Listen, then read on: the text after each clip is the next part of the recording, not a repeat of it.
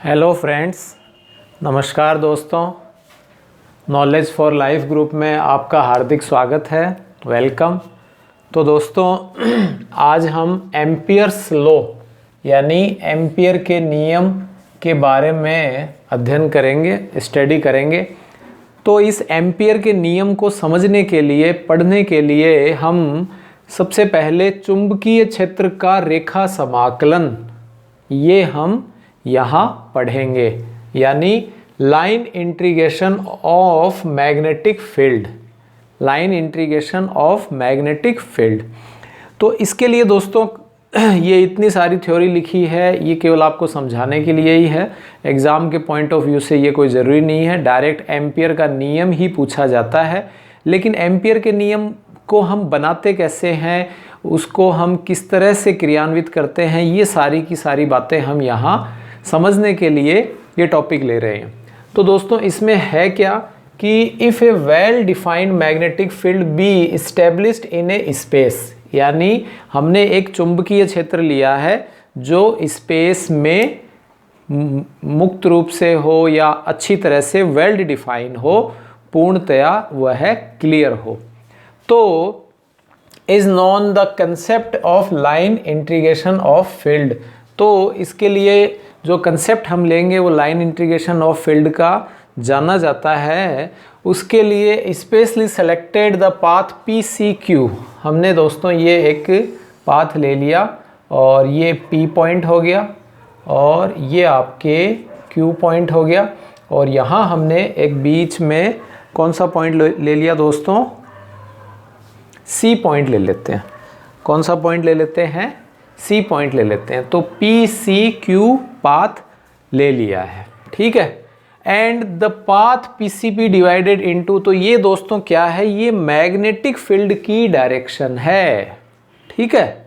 Magnetic field यूं इस तरह से है आपके पी सी क्यू की तरफ मैग्नेटिक फील्ड की डायरेक्शन है।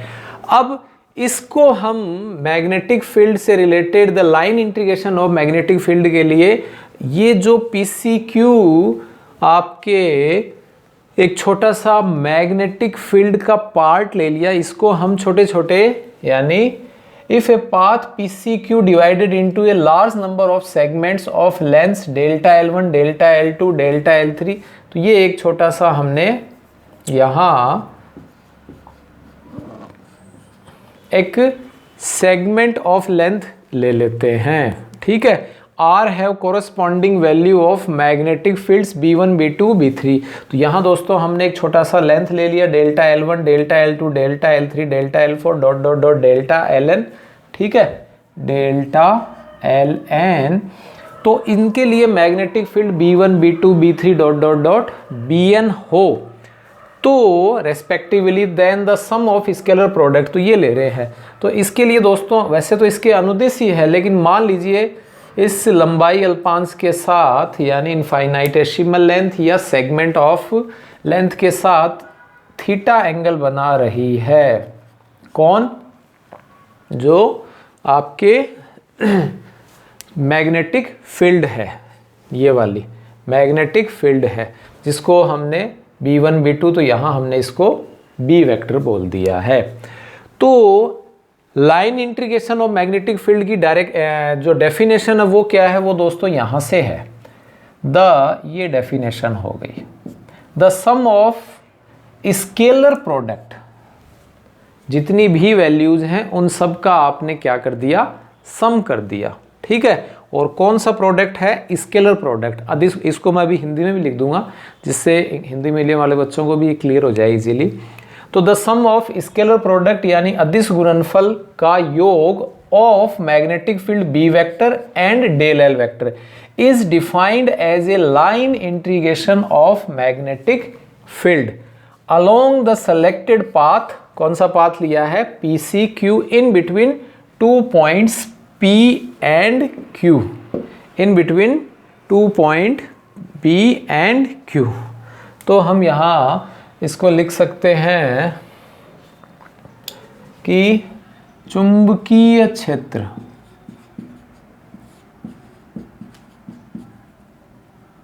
ठीक है, स्पेस में अंतरिक्ष में हमें विशेष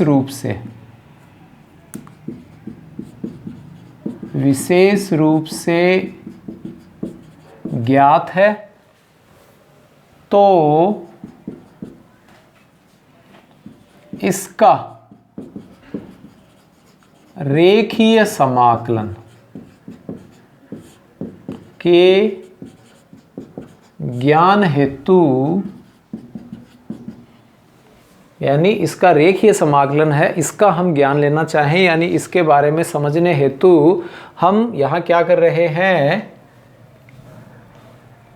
PCQ पथ की, ठीक है, PCQ पथ लेते हैं। कौन सा पथ ले रहे हैं? PCQ, जो कि del L1 del L2 dot dot dot del LN लंबाई अल्पांशों तथा चुंबकीय क्षेत्र कौन कौन से हैं? B1, B2 dot dot dot BN में क्रमशः विभक्त हैं, ठीक है, में क्रमशः विभक्त है। सुन रहे हो आसानी से तो भी लिख सकते हो। तो दोस्तों ये इसकी क्या मतलब परिभाषा क्या आ गई कि कुल चुंबकीय क्षेत्र सदिश व लंबाई अल्पांश सदिश के कौन सा गुणनफल? अदिश गुणनफल, ठीक है, के अदिश गुणनफल का समाकलन क्या कहलाएगा? चुंबकीय क्षेत्र का रेखा समाकलन कहलाता है।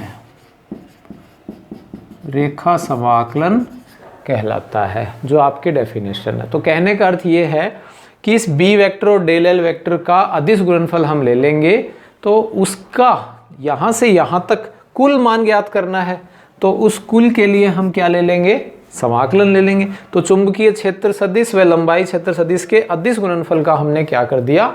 समाकलन कर दिया। चुंबकीय क्षेत्र भी खूब सारे हैं और लंबाई। तो आई थिंक ये आपको क्लियर हो गया होगा। पॉज करके आप लिख लीजिए। हाँ तो दोस्तों, the line integration of magnetic field, यानी वही ऊपर वाली लाइन, चुंबकीय क्षेत्र का रेखा समाकलन क्या हो जाएगा? इसके लिए limit of delta L tends to 0। इसका मतलब ये जो लंबाई अल्पांश है ये बहुत छोटे हैं, छोटे ले रहे हैं, जो 0 नहीं है, 0 की ओर अग्रसर है, टेंड्स टू 0। और ये 9th 10th में आप यूं इस तरह से सिग्मा ले लेते थे, ठीक है, ये आपने सिग्मा ले लिया और कहाँ से कहाँ तक है? P पॉइंट से Q पॉइंट तक, B vector dot DL vector, ठीक है।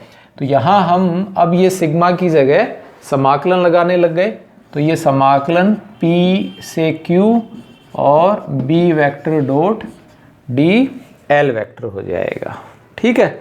तो इस तरह से ये आपको ध्यान रखना है कि ये जो रेखीय समाकलन है ये है वैलिड फॉर कंजर्वेटिव फोर्स, यानी यह एक तरह से संरक्षी बल है, ठीक है, असंरक्षी बल नहीं है। तो यह प्रारंभिक और अंतिम बिंदु पर ही निर्भर करता है, पथ पे डिपेंड नहीं करता है, ठीक है। तो ये कुछ आपको बात याद ध्यान रखनी है। यदि मान लीजिए ये यूँ इस तरह से जो रेखीय समाकलन है ठीक है। और वो कुछ इस तरह से होता, ये एंगल मान लीजिए थीटा है, ये बी वेक्टर है और ये डी एल वेक्टर है, चारों ओर से बंद होता, यानी बंद पथ के लिए फॉर सर्कुलर पाथ। तो बंद पथ के लिए हम इसका एक नाम दे देते हैं दोस्तों, परिसंचारण यानी सर्कुलेशन। इसके लिए ये जो आपके सांप है, समाकलन का चिन्ह है, इसके बीच में हम छोटा सा गोला लगाए थे और इसको हम कह देते हैं क्लोज्ड इंटीग्रेशन। तो ये हो जाता है B vector dot D L vector, P से क्यू लिमिट हो जाती है। क्लियर? तो ये कुछ बातें थी जो आई थिंक आपको क्लियर हैं कि ये जो चुंबकीय क्षेत्र का रेखा समाकलन है ये संरक्षी बल पर निर्भर करता है। संरक्षी बल आई थिंक आपने 11th में क्लियर कर लिया होगा, जो कि पथ पर डिपेंड नहीं करता, प्रारंभिक और अंतिम बिंदु पर निर्भर करता है। साथ ही साथ यहाँ एनर्जी का लॉस नहीं होता है, ठीक है। और टोटल वर्क डन जो है वो आपके 0 होता है या कांस्टेंट होता है। इसी प्रकार बंद पथ के लिए हम इसे एक नया नाम दे देते हैं जिसे सर्कुलेशन या परिसंचारण कहते हैं। आई होप ये आपको वीडियो पसंद आया होगा। नेक्स्ट वीडियो में हम इस चुंबकीय क्षेत्र के रेखा समाकलन को यूज में लेते हुए एम्पियर के नियम को आसानी से समझेंगे। Thanks for watching.